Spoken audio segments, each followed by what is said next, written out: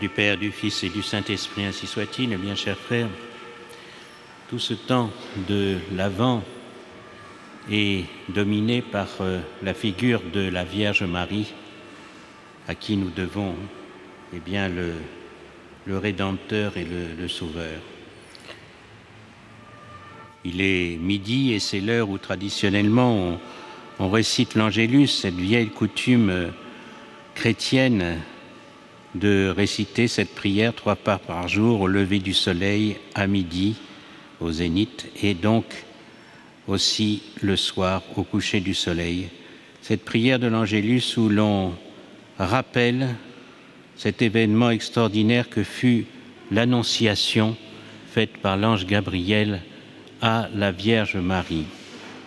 La Vierge Marie était vierge. C'est un vœu qu'elle avait fait dans son adolescence très jeune, de se consacrer à Dieu, corps et âme, entièrement. Donc, elle qui était déjà sans péché, a voulu se consacrer, renoncer à tout commerce charnel, humain, et à la joie de la maternité. Comme l'explique saint Thomas d'Aquin, ce vœu de virginité de la Vierge Marie était un vœu conditionnel parce que une femme en Israël, à l'époque de Jésus, se devait d'être prête à accepter d'avoir des enfants pour être, pour donner le Messie, parce qu'on le savait que c'était le moment où le Messie allait venir. Elle a renoncé, mais à la condition que ce soit la volonté de Dieu et que cette volonté de Dieu eh bien, lui soit manifestée d'une manière ou d'une autre. Et voilà qu'un jour, donc, alors qu'elle est à Nazareth, et selon la tradition, la Vierge Marie a à peu près 15 ou 16 ans, eh bien, un ange lui apparaît, l'ange Gabriel. Cela l'a surpris, ce qui prouve bien que jusque-là, la Vierge Marie n'avait sans doute pas été privilégiée de visions ou de révélations particulières, sinon la présence d'un ange, eh bien, ne l'aurait pas trop troublée.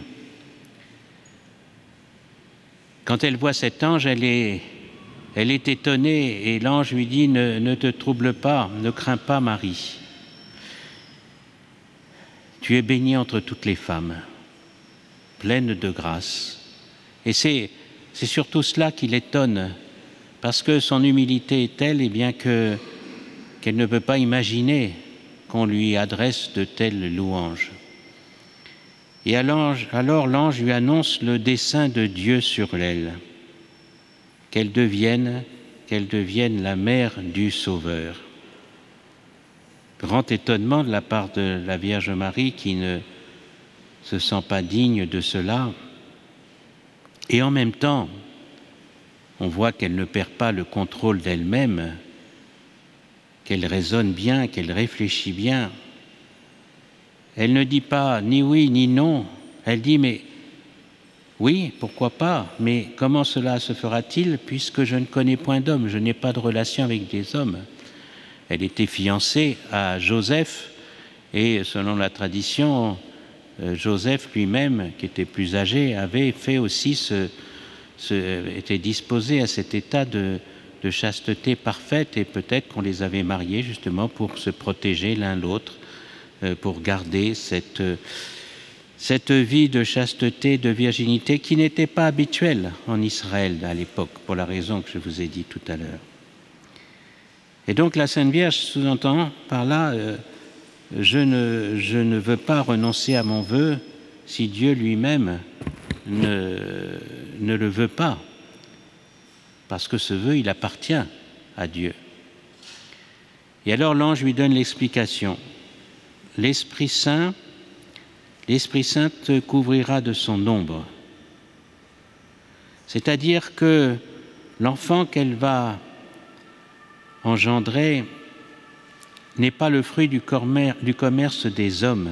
Elle gardera cette virginité. Et nous le savons, c'est un dogme de foi. La Vierge Marie a été vierge avant la naissance de notre Seigneur, dans l'instant de la naissance de notre Seigneur et après aussi. C'est pourquoi nous l'appelons toujours vierge.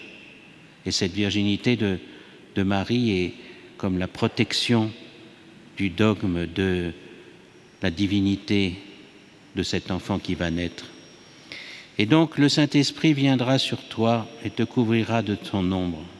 Et l'enfant, eh bien, sera appelé le Fils du Très-Haut. Et Marie dit, eh bien, elle ne dit pas oui, elle ne dit pas non. Et c'est ça qui est très beau. Elle dit, je suis la servante du Seigneur. Qu'il me soit fait selon sa volonté. Et elle s'en remet entièrement à la volonté de Dieu. Elle abandonne toute volonté personnelle pour s'en remettre à la volonté de Dieu. Et à ce moment-là, eh bien, un enfant est formé dans son sein. Et cet enfant, c'est notre Sauveur, c'est notre Rédempteur. Et il faut bien comprendre donc cela dans l'incarnation, dans ce mystère de l'incarnation que nous célébrons spécialement pendant le temps de l'Avent. Ce n'est pas comment dire, nous célébrons un homme qui a été formé dans le sein de la Vierge Marie, mais il n'a pas de père humain. Son père, c'est Dieu. C'est Dieu, la première personne de la Sainte Trinité. Il est le Fils unique de Dieu et lui-même est la deuxième de la personne de la Sainte Trinité. Et c'est l'action du Saint-Esprit, troisième personne de la Sainte Trinité, qui agit dans le corps de Marie. De telle sorte que, vous savez, dans une conception humaine, normalement, il y a une part du nouvel être qui vient de la mère et l'autre part qui vient d'un homme, Marie, de cette femme. Chez la Vierge Marie apporte bien sûr ce qu'une femme apporte lors de la conception d'un enfant, mais pas seulement. Elle apporte la totalité de ce qui est sous l'action du Saint-Esprit, c'est un miracle du Saint-Esprit, elle apporte eh bien, toute la totalité du corps, de telle sorte que le corps de notre Seigneur Jésus-Christ sera entièrement fait du corps de la Vierge Marie. Et ça, c'est le rôle du Saint-Esprit. Il n'a pas de père humain. Et les théologiens disent que la ressemblance, en conséquence, la ressemblance de la Vierge Marie et de son Fils devait être impressionnante à ceux qui les approchaient.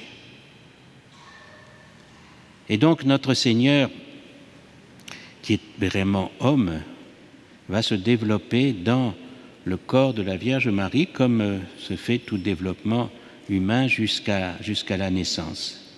Et à la naissance, eh bien, il naîtra selon les lois naturelles de l'humanité, de l'espèce humaine, mais sans rompre la virginité de sa mère. C'est le plus beau cadeau du Fils à sa mère. Et par la suite, eh bien, la Vierge Marie gardera cette virginité. Elle n'aura pas d'autres enfants, parce que quand on a notre Seigneur, on a tout. Voilà, mes bien chers frères, ce grand mystère de notre foi. Et le oui de Marie, pour nous, est quelque chose de capital. Si Marie n'avait pas accepté, et tous les théologiens, tous les mariologues, disent qu'elle n'était pas obligée d'accepter ce que Dieu lui demandait.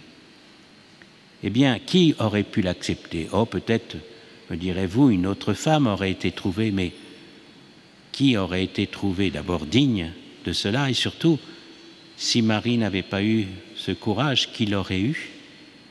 Elle qui était déjà sans péché, la mieux disposée. C'est là où on voit le don que Dieu nous a fait à travers l'Immaculée Conception, c'est qu'il disposait ainsi Marie vu qu'elle n'avait jamais rien renoncé à Dieu, à accepter le plus spontanément, en notre nom, cette venue du Rédempteur. Et donc nous lui devons cette grande reconnaissance.